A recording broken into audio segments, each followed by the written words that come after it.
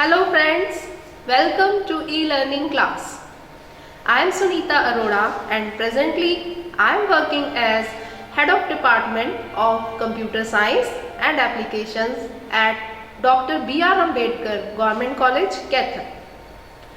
आज की हमारी e-learning क्लास का सब्जेक्ट रहेगा सिस्टम एनालिसिस एंड डिज़ाइन और जो टॉपिक आज हम कवर करेंगे वो है types of system.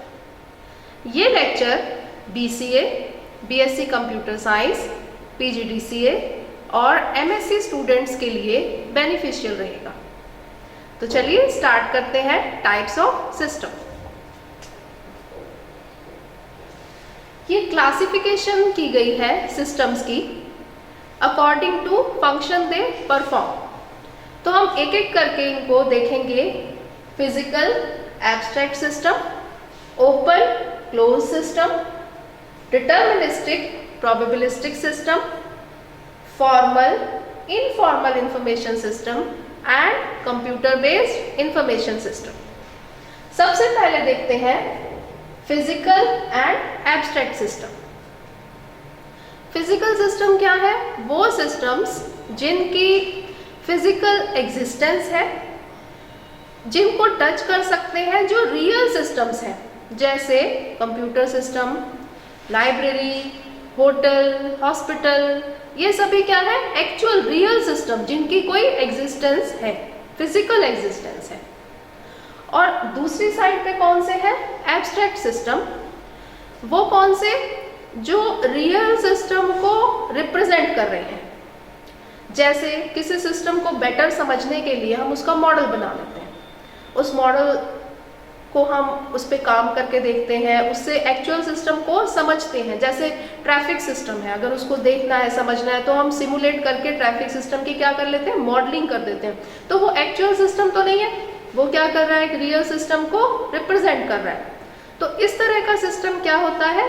Abstract system. और इसका एग्जाम्पल ले सकते हैं, जैसे इक्वेशंस होती हैं मैथमेटिक्स में, जो हम वेरिएबल्स के बीच इक्वेशंस करते हैं, वो वेरिएबल्स किसको रिप्रेजेंट कर रहे होते हैं? किसी रियल सिस्टम की क्वांटिटीज को, किसी रियल सिस्टम के डाटा को। तो है क्या वो फॉर्मूले क्या है? उस रियल सिस्टम की रिप्रेजेंटेशन है। उनको सॉल्व करके हम एक्चुअल सिस्टम की प्रॉब्लम सॉल्व करने की कोशिश करते हैं। तो इस तरह के सिस्टम्स क्या कहलाते हैं? Abstract system.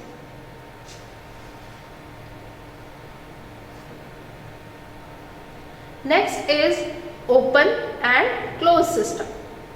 जैसे कि नाम से ही पता लग रहा है, ओपन सिस्टम मतलब वो सिस्टम जो अपने एनवायरनमेंट के साथ इंटरेक्ट करते हैं, एनवायरनमेंट से इनपुट्स लेते हैं, प्रोसेसिंग करके आउटपुट्स उनको देते हैं, जो ओपन है कम्युनिकेशन के लिए। जैसे कि जितने भी हमने सिस्टम किए, business, biological system, library, bank, college, ये सभी के सभी क्या है? ओपन सिस्टम है। एनवायरनमेंट में कोई चेंज होगा तो ये सिस्टम रिएक्ट करते हैं। कैसे? जैसे मान लीजिए कि कॉलेज है, यूनिवर्सिटी ने फीस स्ट्रक्चर चेंज कर दिया, तो उसका असर किस पे पड़ेगा? जो कॉलेज में फीस लेने वाला डिपार्टमेंट है, वहाँ पे भी उसका चेंज रिफ्लेक्ट होगा। तो इस तरह के सिस्टम क्या है? ओपन सिस्टम है। नेक्स्ट है क्लोज सिस्टम। क्लोज सिस्टम वो जो एनवायरनमेंट के साथ इंटरेक्ट नहीं करते, ना तो कोई इनपुट्स लेते हैं एनवायरनमेंट से, आइसोलेटेड है, ना कुछ आउटपुट देते हैं, उनका कोई कम्युनिकेशन ही नहीं है, आपस क्लोज्ड, बंद, बस उसी में ही हो रहा है जो हो रहा है। और ऐसे सिस्टम की एग्जिस्टेंस रेयर है। मतलब रियल लाइफ में जिन भी सिस्टम्स को हम डील करते हैं वो सभी मोस्टली क्या है? ओपन है। तो फिर इसके एग्जाम्पल्स क्या हुए क्लोज सिस्टम के? फॉर एग्जाम्पल, जैसे मान लीजिए हमने एक कंप्यूटर प्रोग्राम बना, ठीक है? तो प्रोग्राम में हमने क्या किया? दो वेरिएबल्स में वैल्यूज को असाइन कराया, a और b, c is equal to a plus b, और बस प्रोग्राम को क्या किया? रन कर दिया। ना हम कुछ यूजर से इनपुट ले रहे हैं, ना हम वो आउटपुट हमें कोई दिखा रहा है यूजर को प्रोग्राम, बस उसको जितनी बार भी रन करेंगे, जो डाटा वैल्यूज हमने प्रोवाइड करी वो ऐड करी जा रहा है उसी में। मतलब एक ऐसा प्रोग्राम ना जो कोई इनपुट ले रहा है, ना यूजर को आउटपुट दे रहा है, वो कैसा हुआ? क्लोज्ड सिस्टम का एग्जाम्पल। इसी तरीके से अगर एक सील्ड टेस्ट ट्यूब में कोई केमिकल रिएक्शन हो रहा है, सील्ड है टेस्ट ट्यूब, एनवायरनमेंट से ना कोई उसकी फ्यूम आ रही, ना कोई गैस आ रही, ना हम कोई इंग्रेडिएंट डाल रहे, तो वो कैसे सिस्टम का एग्जाम्पल हो गया? क्लोज सिस्टम का। नेक्स्ट कैटेगरी पे चलते हैं, डिटर्मिनिस्टिक सिस्टम। अगेन नाम से ही क्लियर है, डिटर्मिनिस्टिक मतलब ऐसे सिस्टम जिनकी जो स्टेट है एक पर्टिकुलर टाइम पे वो हम डिटरमिन कर सकते हैं, प्रीडिफाइंड मैनर में ये ऑपरेट करते हैं, उनके बिहेवियर के बारे में कोई डाउट नहीं है, कोई अनसर्टेनिटी नहीं है। यानी अगर ये इनपुट्स होंगी तो एग्जैक्टली इस टाइम पे ये आउटपुट ही आएंगी। अगर ये कर सकते हैं हम डिटरमिन, तो सिस्टम क्या कहलाएगा? Deterministic system. कैसे? एग्जाम्पल, जैसे कोई कोड है, कंप्यूटर प्रोग्राम है, तो अगर हमने उसको ये इनपुट्स प्रोवाइड करी, वेरिएबल की ये वैल्यू प्रोवाइड करी, तो इनकी ये आउटपुट आएगी। ये प्री डिफाइंड वे में वो ऑपरेट करता है, जो उसमें कोड लिखा है उसी के अकॉर्डिंग काम करेगा और ये आउटपुट आएंगे। तो ये डिटर्मिनिस्टिक सिस्टम हुआ। और जो दूसरा सिस्टम है इसके कंट्रास्ट में, वो क्या है? Probabilistic system. मतलब जिसका बिहेवियर कैसा रहेगा, अगर हमें इनपुट्स इस पॉइंट ऑफ टाइम पे पता भी है, बट एक पर्टिकुलर टाइम पे उसकी स्टेट क्या रहेगी हम अंदाजा तो लगा सकते हैं, बट एग्जैक्टली नहीं बता सकते। गैस कर सकते हैं कि भाई प्लस माइनस इतना रहेगा। फॉर एग्जाम्पल, जैसे वेदर फोरकास्टिंग सिस्टम है, मौसम कल का कैसा रहेगा, चाहे वो 99.9% एक्यूरेट हो, बट स्टिल 0.1% की जो है एरर कि भाई हो भी सकता है, ऐसा नहीं भी हो सकता। तो इस तरह के सिस्टम क्या हुए? प्रोबेबिलिस्टिक सिस्टम, जिनका बिहेवियर सिर्फ हम प्रिडिक्ट कर सकते हैं, एग्जैक्टली नहीं कह सकते। Next are the information systems. एक ऐसा सिस्टम जो प्रोड्यूस क्या करता है, प्रोवाइड क्या करता है? इंफॉर्मेशन को। इंफॉर्मेशन क्या होती है? इंफॉर्मेशन जो किसी इवेंट या सिचुएशन के बारे में जो हमारा डाउट है, जो अनसर्टेनिटी है, उसको रिड्यूस कर लेती है। जैसे कि अब मुझे अम्ब्रेला लेके जाना चाहिए या नहीं, तो अगर मेरे पास वेदर फोरकास्टिंग वालों की रिपोर्ट है कि बारिश होने के चांसेस हैं, तो मेरा डिसीजन किस तरफ हो जाएगा? मैं डिसीजन ले सकती हूँ कि मुझे अब अम्ब्रेला लेके जाना चाहिए। तो ये क्योंकि मेरे पास एक इंफॉर्मेशन है। तो कोई भी ऐसा सिस्टम मतलब अरेंजमेंट ऑफ पीपल, कंप्यूटर, फॉर्मूले, मॉडल, कोई भी ऐसा सिस्टम जो वर्किंग करके क्या प्रोड्यूस कर रहा है? इंफॉर्मेशन प्रोड्यूस कर रहा है। लेगा क्या?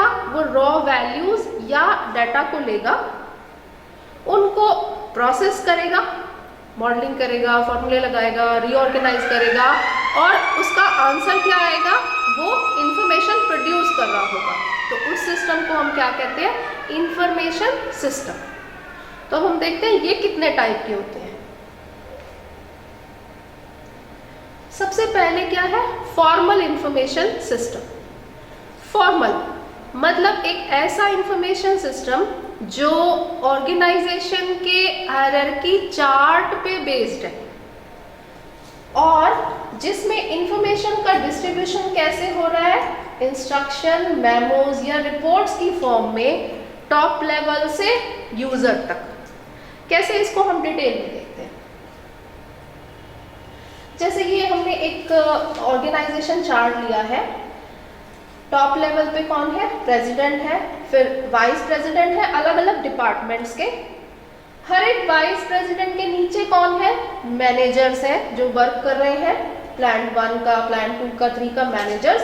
और हर प्लांट मैनेजर के पास कौन है? आगे काम करने वाले फर्दर मैनेजर्स हैं।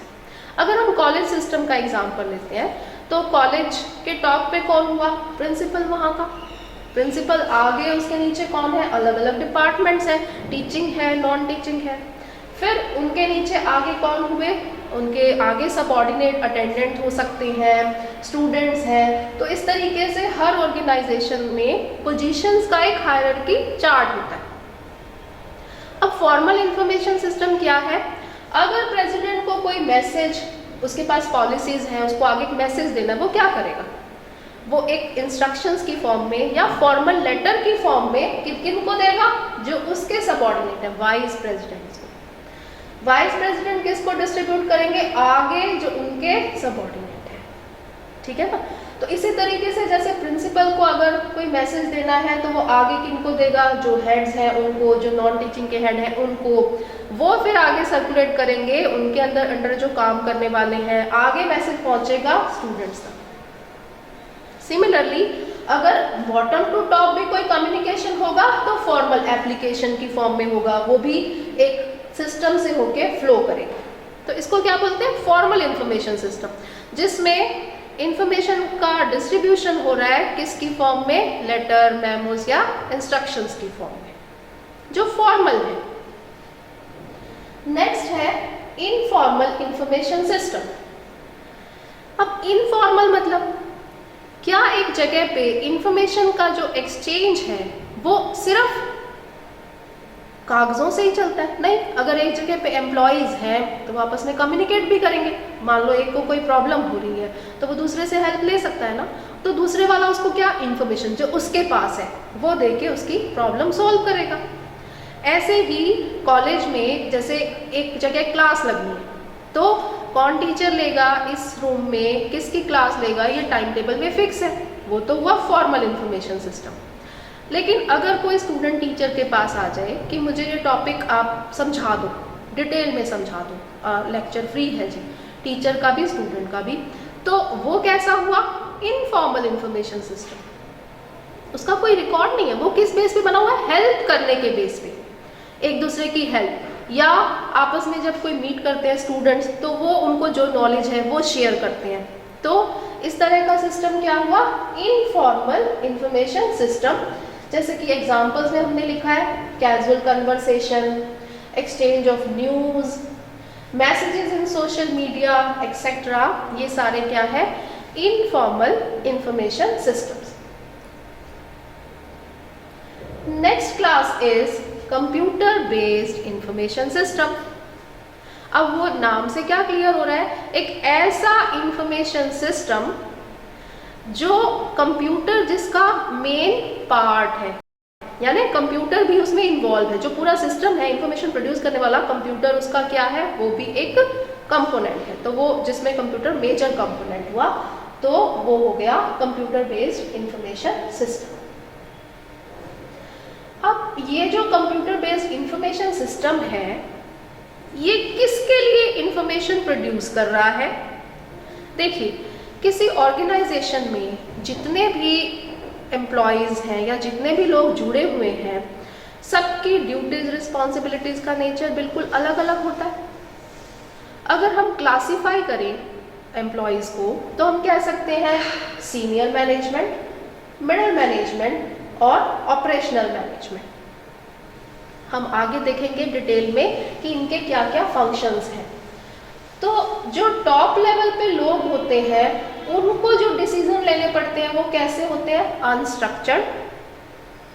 जो मिडिल मैनेजमेंट डिसीजन लेती है या काम करती है वो कैसे है? Semi structured. और जो ऑपरेशनल मैनेजमेंट यानी इंडिविजुअल एम्प्लॉयज हैं, जो वर्कर्स हैं, वो जो डिसीजन लेते हैं उनका जो नेचर ऑफ वर्क है वो कैसा है? स्ट्रक्चर। अब हम ये क्यों डिस्कस कर रहे हैं? क्योंकि हम ये कहना चाहते हैं कि जो डिसीजन मेकिंग ग्रुप है किसी भी फर्म में, उनकी इंफॉर्मेशन रिक्वायरमेंट अलग अलग है। जैसे कि अभी हमने बताया कि जितने भी वहाँ वर्कर, एम्प्लॉयज, एसोसिएटेड लोग हैं किसी ऑर्गेनाइजेशन से, सबकी जो नेचर ऑफ ड्यूटी है वो बिल्कुल डिफरेंट है। उनको जो डिसीजन लेने हैं, काम करने हैं, वो डिफरेंट है। इसका मतलब जो उनकी इंफॉर्मेशन रिक्वायरमेंट है वो भी डिफरेंट है, ठीक है। तो इसलिए जो इंफॉर्मेशन सिस्टम होंगे वो भी अलग अलग होंगे। अलग अलग कैसे? एक इंफॉर्मेशन सिस्टम ऐसा है जो ऐसी इंफॉर्मेशन प्रोड्यूस करे जो सीनियर मैनेजमेंट के काम की हो। एक और इंफॉर्मेशन सिस्टम है कंप्यूटर बेस्ड जो वो इंफॉर्मेशन प्रोड्यूस करता है जो मिडिल मैनेजमेंट की नीड की हो। तो हम पहले ये समझते हैं कि ये डिसीजन जो है अनस्ट्रक्चर्ड, सेमी स्ट्रक्चर्ड और स्ट्रक्चर्ड, ये होते क्या है, इनमें क्या डिफरेंस है। डिसीजन मतलब कोई नया डिसीजन लेना है, मतलब फ्रेश, आज तक वो नहीं हुआ अब लेना है, जिसमें कोई रूल्स नहीं है हमारे पास फॉलो करने को क्योंकि पहले हुआ ही नहीं, नया है। ऐसे डिसीजन जिसमें मैनेजर की इंस्टिंक्ट परसेप्शन, उसकी जजमेंट, ह्यूमन एलिमेंट की जजमेंट जो है वो मेजर पार्ट प्ले कर रही है, उसको डिसाइड करना है। डिसाइडिंग एलिमेंट कौन है? ह्यूमन बीइंग है। ऐसे डिसीजन जो ऑर्गेनाइजेशन की लॉन्ग टर्म स्ट्रेटजी से रिलेटेड है। और क्या कैरेक्टरिस्टिक्स हैं अनस्ट्रक्चर्ड डिसीजन की? जिनमें ऐसे डिसीजन, ऐसे सिचुएशंस जहां पे मल्टीपल सॉल्यूशंस हैं या सॉल्यूशन पे अराइव करने के मल्टीपल पाथ्स हैं, तो कौन से पाथ से जाया जाए, कौन सा सॉल्यूशन बेस्ट रहेगा, ऑप्टिमम रहेगा, वो डिसाइड करना है। प्रॉब्लम्स कैसी हैं? नॉन रूटीन नेचर की हैं, रोजाना नहीं आने वाली हैं, क्रिटिकल है और बिल्कुल नई है, कोई वेल अंडरस्टूड प्रोसीजर नहीं है इस टाइप की प्रॉब्लम्स को हैंडल करने का। तो ये कौन से, अगर इन सिचुएशन में डिसीजन लेना पड़े तो वो कैसा होगा? अनस्ट्रक्चर्ड डिसीजन, जो कि किसको लेना पड़ता है? टॉप लेवल मैनेजमेंट को। हम इनके एग्जांपल्स देखते हैं। ये कुछ एग्जांपल्स हैं अनस्ट्रक्चर्ड डिसीजंस के, जैसे कि एक नई टेक्नोलॉजी में हमें इन्वेस्ट करना चाहिए कि नहीं, एक बिजनेस में एक ये सोचना है कि इस नई टेक्नोलॉजी में इन्वेस्टमेंट करनी चाहिए कि नहीं। और इसके एग्जांपल हो सकते हैं जैसे शिपिंग को मैनेज कर रही है। शिपिंग को मैनेज करने का मतलब कि कुछ सामान है, लोड है, वो एक जगह से लेके शिप्स के थ्रू दूसरी जगह जाना है, तो हमारी जो कंपनी है वो क्या करती है, वो कस्टमर की रिक्वायरमेंट लेती है, वेसल हायर करती है और उसको दूसरे एंड पे पहुंचा के आती है, डिलीवरी करती है उनके बेस पे। तो ये डिसीजन लेना कि कौन सा वेसल हायर करना चाहिए कि हमारे प्रॉफिट जो है वो मैक्सिमम रहे, ऑप्टिमाइज रहे, या फिर कि स्पीड क्या रखें कि भाई शेड्यूल भी हमारा मीट हो जाए, हमारी जो डिलीवरी है जिस टाइम पे का वो भी हो जाए, और उतने में हम मैक्सिमम जितने लोगों का कलेक्ट कर सके ऑर्डर, ताकि हमारा वन गो में वो पूरा हो जाए। तो इस टाइप के डिसीजन जो है ये अनस्ट्रक्चर्ड डिसीजन है जो कि सीनियर मैनेजमेंट को लेने पड़ते हैं। और भी कुछ एग्जाम्पल्स हमने मेंशन किए हैं, ये भी अनस्ट्रक्चर्ड डिसीजन के एग्जाम्पल है कि बिजनेस को सेल करने में फ़ायदा रहेगा या लीडरशिप चेंज करने में हमें बेनिफिशियल रहेगा, सप्लायर के साथ हमारे रिलेशनशिप्स उनको रीचेक करने की ज़रूरत है क्या, इस टाइप के decision. Next are structured decisions. अब एक डिसीजन के 3 कंपोनेंट्स होते हैं, डाटा चाहिए, ठीक है, प्रोसेस चाहिए और इवैल्यूएशन का मेथड चाहिए। तो स्ट्रक्चर्ड डिसीजन में ये तीनों क्या है, पहले से ही पता है, डिटरमिन है। ऐसे डिसीजन जो रोजाना बेसिस पे, रेगुलर बेसिस पे लेने पड़ते हैं, जो ऑटोमेटेड है काफी हद तक, रूटीन की प्रोसेसिंग है, तो रोज का काम है, वो वाले डिसीजन जिसमें प्रोसीजर क्या फॉलो करना है, अगर डिसीजन चाहिए तो हम पहले से ही बता सकते हैं, भाई जी ये प्रोसीजर फॉलो करो, आपको रिजल्ट मिल जाएगा और कर दो। तो वो क्या है, स्ट्रक्चर्ड डिसीजन, जहां पे ऑब्जेक्टिव्स क्लियरली डिफाइंड है, इनपुट आउटपुट क्लियरली स्पेसिफाइड है, रूटीन नेचर के decision, day to day working के। एग्जांपल्स देंगे। अब जैसे एक क्वालिटी चेकिंग डिपार्टमेंट है, वहां पे जो है ऑपरेटर है, ठीक, उसको क्या करना है, जो प्रोडक्ट बना है कि वो एक्सेप्टेड है कि रिजेक्टेड है, उसके पास स्पेसिफिकेशन है कि प्रोडक्ट अगर ये चीजें पूरी करता है तो एक्सेप्ट करो, नहीं तो रिजेक्ट करो। रूटीन मैटर का डिसीजन है। और हो सकते हैं कि भाई आज एक दिन में कितना हमारे प्रोडक्ट कौन कौन से सेल हो गए, ताकि जो सेल हो गए हैं उसकी अप्रोप्रिएट क्वांटिटी को हम रीऑर्डर कर सकें एक सुपरमार्केट में या एक बिजनेस में। तो इस तरह के डिसीजन जो है वो कैसे हैं, स्ट्रक्चर्ड डिसीजन। एक डिसीजन दोनों के बीच की कैटेगरी के हैं, अनस्ट्रक्चर्ड और स्ट्रक्चर्ड के बीच की कैटेगरी। बीच की कैसे, एक तो उनको बोलते हैं सेमी स्ट्रक्चर्ड, और बीच की ऐसे जिसमें बहुत हद तक data process evaluation method specified है, डिटरमिन्ड है, बट स्टिल अल्टीमेट डिसीजन किसके डिस्क्रिप्शन पे होगा, मैनेजमेंट के डिस्क्रिप्शन पे। मतलब जिसमें ह्यूमन एलिमेंट का भी रोल है, वो रिक्वायर्ड है। वहाँ पे कुछ डिसीजन प्रोसीजर्स हमने प्री स्पेसिफाई कर रखे हैं, बट इतने नहीं कि वो रिकमेंड कर सके।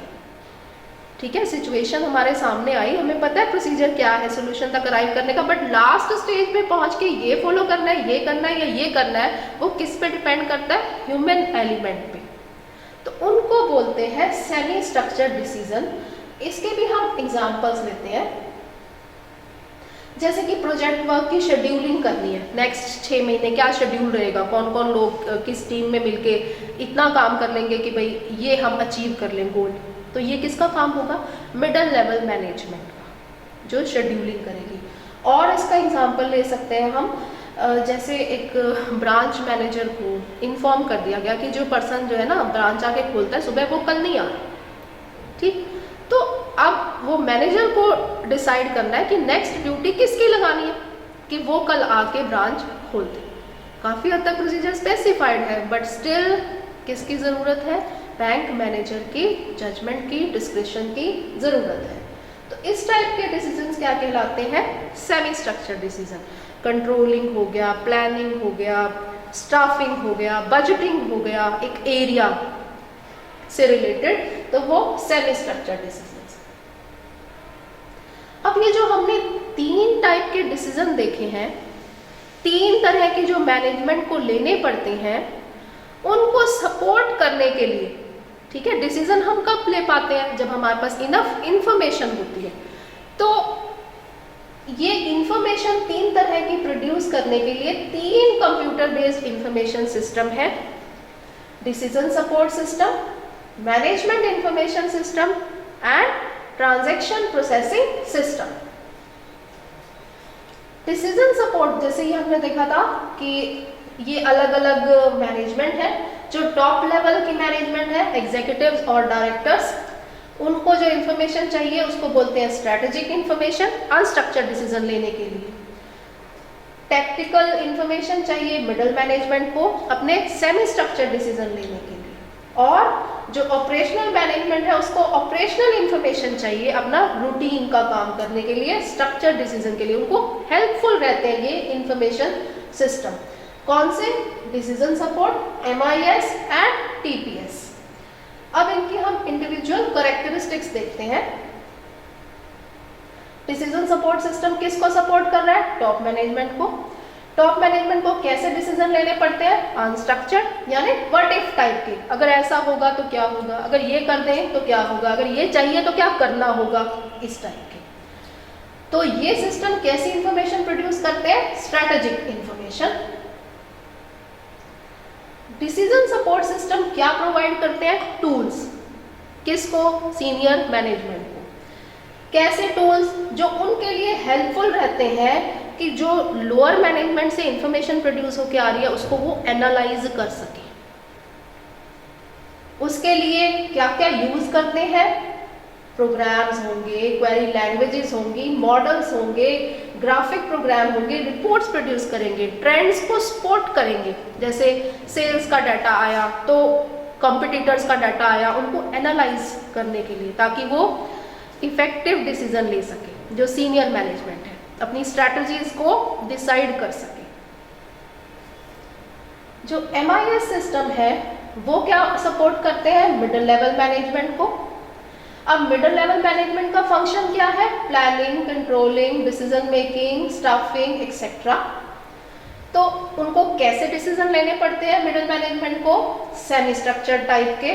तो उनको कौन सी इंफॉर्मेशन चाहिए? उनको चाहिए टैक्टिकल इंफॉर्मेशन। तो ये कौन प्रोड्यूस करेगा tactical information? Management information system. कैसी होगी? रिपोर्ट्स। रिपोर्ट्स कहाँ से आएंगी? डाटा से। डाटा कहाँ जनरेट हो रहा है? ऑपरेशनल लेवल पे। तो ये क्या करेंगे? उसको समराइज करेंगे, इंफॉर्मेशन को कैटेगराइज करेंगे। जो इतने अलग अलग डाटा, देखो कितने डिपार्टमेंट है बिजनेस में, प्रोडक्शन है, फाइनेंस है, अकाउंटिंग है, सारे डिपार्टमेंट से रोजाना डाटा जनरेट हो रहा है। तो ये क्या करते हैं? उस डाटा को यूज करके समराइज्ड रिपोर्ट तैयार करते हैं, ताकि मिडिल मैनेजमेंट अपनी फ्यूचर के लिए डिसीजन ले सके, प्लानिंग कर सके, कंट्रोल कर सके ऑपरेशनल लोगों को। रिपोर्ट्स कैसी हो सकती हैं? पीरियोडिक हो सकती हैं, जैसे इनकम स्टेटमेंट, बैलेंस शीट, या फिर ऑन डिमांड। कोई एक्सेप्शनल कंडीशन आ गई तो डाटा चाहिए, इंफॉर्मेशन चाहिए, तो उस पर हो सकती हैं। तो ये किस में हेल्पफुल होते हैं MIS? ये हेल्पफुल होते हैं मिडिल मैनेजमेंट, वो ट्रेंड को सपोर्ट कर सके, अपनी बिजनेस एक्टिविटी का ओवरव्यू ले सके। ये हमने कुछ एग्जांपल्स लिखे हैं इसके, जैसे एक पर्टिकुलर रीजन की sales analysis, annual budgeting report, production schedule etcetera. These are the examples of the reports produced by MIS. And the last system is transaction processing system. ये किस काम आता है? सपोर्ट करता है day to day operational activity या transactions को। अब ट्रांजैक्शन क्या होती है? ट्रांजैक्शन मतलब गुड्स, सर्विसेज या मनी वो पास हो रहे हैं एक पर्सन से दूसरे पर्सन को या एक अकाउंट से दूसरे अकाउंट को। जैसे कस्टमर का ऑर्डर, परचेज ऑर्डर, ये क्या है? ट्रांजैक्शंस है। हम बैंक में जाते हैं, एक फॉर्म भर के देते हैं कि विड्रॉ करना है, तो विड्रॉल क्या है? एक ट्रांजैक्शन है। तो ये कैसे हेल्पफुल होते हैं TPS? TPS क्या करते हैं? जो रोजाना का डाटा है उसको कलेक्ट करना, स्टोर करना, ऑर्गेनाइज करना और रोजाना की जो रिपोर्ट प्रोड्यूस करना है उसमें हेल्पफुल रहते हैं। ये इनके एग्जाम्पल्स हैं किस टाइप की रिपोर्ट्स ये प्रोड्यूस करते हैं। जैसे आज कितनी आइटम सेल हो गई, कौन कौन से प्रोडक्ट और उनकी कितनी कितनी आइटम सेल हो गई। तो रोज के अकाउंटिंग रिकॉर्ड बनते हैं ना वेरियस लेजर और रजिस्टर्स में, तो ये वो मेंटेन करने में हेल्प करते हैं। तो इससे जो इन्फॉर्मेशन निकलेगी उन रिपोर्ट्स को जो ऑपरेशनल मैनेजमेंट है वो यूज करती है अपने डे टू डे वर्किंग के लिए। और TPS कहाँ ऑपरेट करते हैं? एक फंक्शनल एरिया में।